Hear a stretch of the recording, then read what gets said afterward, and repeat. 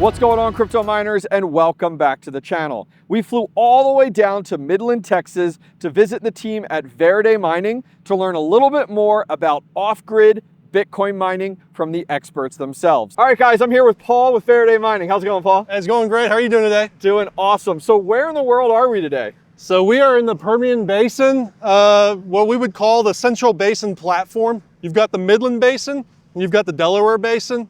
We're going to be somewhere right in the middle. That is awesome. And so what makes your site so different from any other site?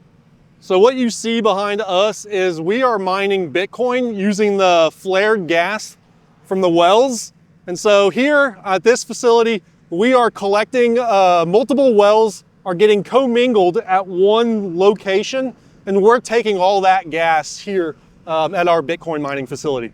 All right, so for my audience, what exactly is flare gas mining, and why would you want to use flare gas over your traditional grid tied? Yeah, that's a really good question. So flare gas is excess gas that a producer might be producing from the well. For this specific scenario, there's no gas takeaway. There's no pipeline. There's no way for this oil operator to make any money selling to a market.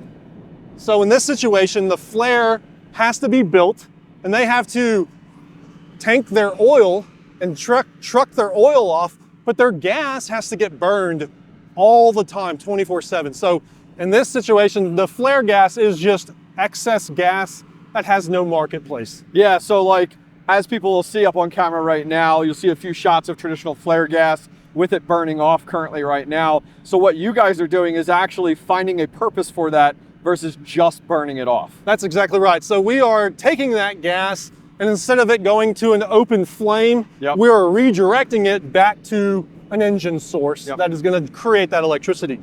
The reason we do that in relation to going onto the grid, like you might typically see in this industry, is because that gas has a very cheap market.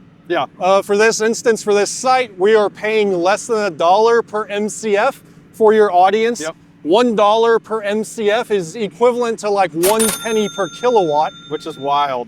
At the meter. So my cost out here to operate is significantly lower. I mean, it's very untraditional. It's very different, and it's what makes off-grid mining so unique and so valuable. Is regardless of the current market, regardless of electric cost, you guys are pretty consistent with low watts or low kilowatt hour, and the value there overall is the fact that it costs you less. So your operating cost from an electrical perspective is significantly less. That's correct. Well, cool. Let's take a little bit of a closer look at exactly how it goes from flare gas to actually providing power. All right, Paul, we're in front of this giant tower here. What exactly is this thing, and what is it doing? So this is a heater treater. So gas is coming in from the facilities, the wells are producing, sending all the produced oil, water, and gas to this tank battery. And the oil and the water is getting separated and sent over to their facilities. This unit is going to take the gas and is basically going to cook it and dry it, right? And so they don't want to be sending liquids to the flare. They want to only burn dry gas. And so this unit dries the gas and then sends it down the line to the flare. Okay, so then where does it go? So in our situation, we want that gas. We don't want it to go to the flare. And so here what we've done is we have installed a back pressure regulator, this unit here, and this back pressure regulator is set for about a certain PSI.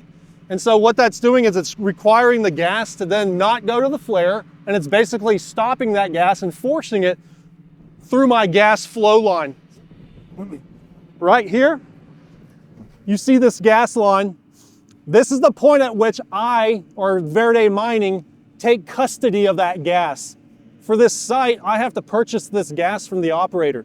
And so in our purchasing gas agreement, we have a point at which we take custody of this gas from an insurance standpoint. All right, so then the tube comes and wraps around, and then where do we go? Yeah, so what you're gonna see is once I take custody of that gas, the gas is I only want gas. But from time to time, the operator might send me liquid with that gas. If the liquids make it all the way over to our facility, it's going to come in through this, what we call a two-phase separator, okay? This tank right here is allowing the gas to come in and disrupt it and kind of shake it up. The dry gas is gonna raise up, go out the top to come down. Any liquids that we happen to get, they're gonna get knocked out and go down to the bottom. And on the back side of this tank, we have a manifold that is pneumatic, okay? So it's gas activated. It has a float, and if the liquid level hits that float, the unit will dump the liquids and send them back to the operator so that we didn't lose any of the oil, we didn't lose any of the water. The gas that is dry is gonna come out the top, come through this line, and enter our ABB flow meter. All right, so as I was explaining, gas is dry, is coming out of the top of my two-phase right here, my knockout, and I'm coming down gas through this line, and it hits my ABB flow meter. Now an ABB flow meter is right here. Essentially, I have a washer, all right, a 3/4 inch washer sitting inside of my orifice plate. The gas is getting through there, going through there, and I have diodes on each side of that washer catching my temperature, my rate, yesterday's volume, my cumulative volume, and my temperature drop across that plate. As I was explaining the ABB flow meter, gas has made it through the flow meter. It gets registered. We know the temperature, we know the rate, we know that there's volume. It will come through the line and hit our dual reservoir. Now this is a tertiary, like the third measure of defense. If liquids make it past the first two levels, then this is the third level. And you even notice that we have a filter in line here. So this is catching like any waters, any oils that are possibly making it into the line. We only want to send dry gas. And from this point here, you have dry gas flying, going to engine 1, and you have engine 2 taking dry gas from the field. All right, guys, I'm here with Tommy. How's it going, Tommy? Good, how are you? Good. So the gas comes into the generator.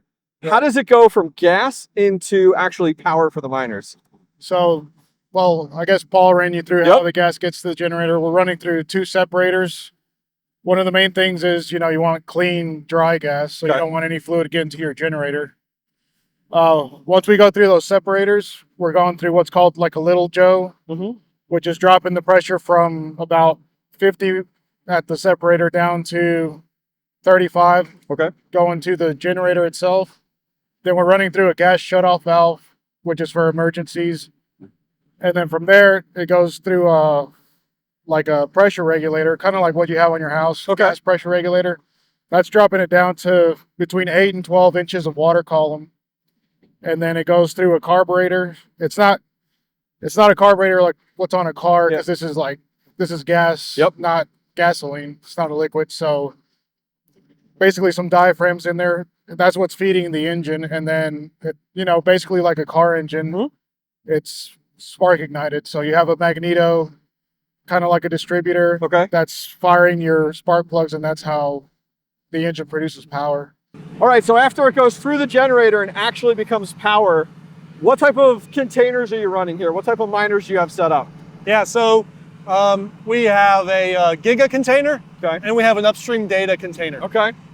In your footage of the flyover, the tan container in video is the upstream box. It's a 300 kilowatt grid built box. It's not one of their combos, it's just a box. And then obviously the blue container, the 40-foot, that is a Giga from Houston, one of their version 1 boxes that we ordered. And how many units can fit in the upstream? So in the upstream box, we've got availability for 96 miners. We're running What's Miner out here on location, M30 plus pluses. 106 Ts to be exact.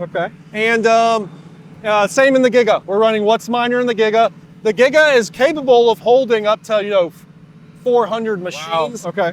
But we only run 1 engine connected to it at the moment. So it's mining probably 2 PDUs. Not much. Okay, fantastic. Sounds good. And then what do you guys use here for internet? Because we're out in the middle of nowhere. Yeah, so we started with a LTE package where you'd think of like Verizon and get the SIM card. We have that, but we quickly moved to Starlink as soon as it was available in our area. And this was probably 3 years ago. I will tell you right now, Starlink is a winner out here.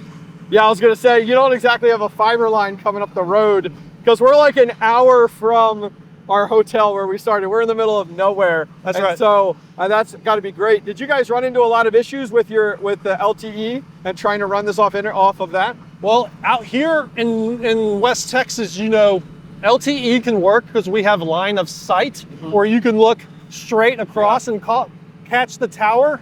But we were getting a lot of issues with our wind. We have severe winds down here, and so shaking your connection, that is a real thing. The Starlink, on the other hand, is something that is, we also have very blue skies in West Texas, and so we don't have cloud cover many times throughout the year. We find that we have very good connection on the Starlink network side. And it does a twofold for us. It gives us our network out here. We also allow the operators to have access to the network too. Yeah. So there's a safety component that we basically generate out here. Yeah, fantastic. All right, guys, I'm here with Matt. How's it going? Good, how are you? Good. So Matt is the site operator here at Verde Mining. And what does the day-to-day look like for you on site? So we'll come out here, check on the engines, make sure everything's running appropriately, check temperatures, make sure our gas is where it needs to be. You'll come over here right behind us. I can check and make sure we have enough pressure coming in to run both of our generators. Then I'll go through, clean off the miners, make sure there's no dust accumulation, get everything cleaned up off floors. Yeah, just make sure we're running solid. If any miners might happen to be off, I'll go ahead and unplug them, reset them, see if that helps. If not, then we'll tag in and see how it goes. Yeah, it sounds like here on this specific site, you know, managing and monitoring the gas flow is significantly different and more important than just like a grid-tied operation. Oh yeah, absolutely, because you got to make sure you have your proper gas pressure, where with grid, everything's just on, you know, unless the power goes down, you're staying up. With us, we got to maintain a proper pressure to keep the generators going, and in turn, that keeps our miners and our internet up and running. All right, Paul, there seems to be massive opportunity with off-grid mining. Tell me a little bit more about how this untapped potential. Yeah, so, you know, out here in West Texas, we have a big problem with infrastructure and the lack of that infrastructure, and specifically on the pipeline side. So gas is very difficult to get to market in some areas out here in West Texas, and so you find a lot of operators have issues with stranded gas.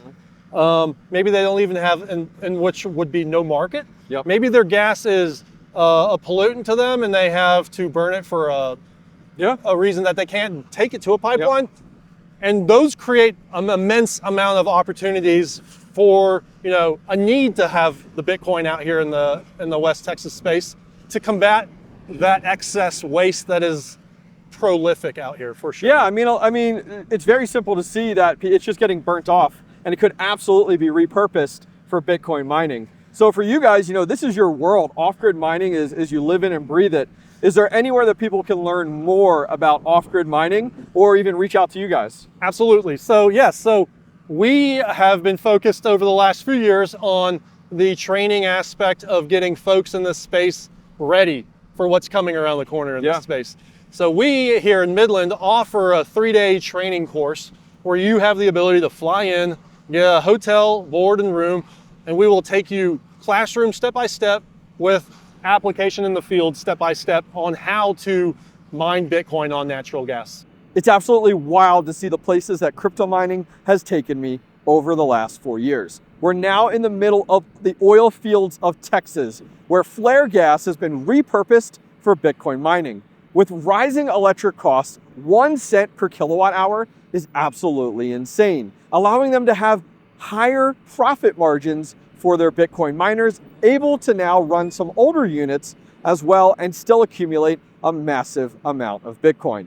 If you guys are interested in all of this, in off-grid mining, on flare gas mining, on investment opportunities, on how you could do this yourselves and learn more, I'll leave links to Verde Mining directly down below. Go check out their website and learn more.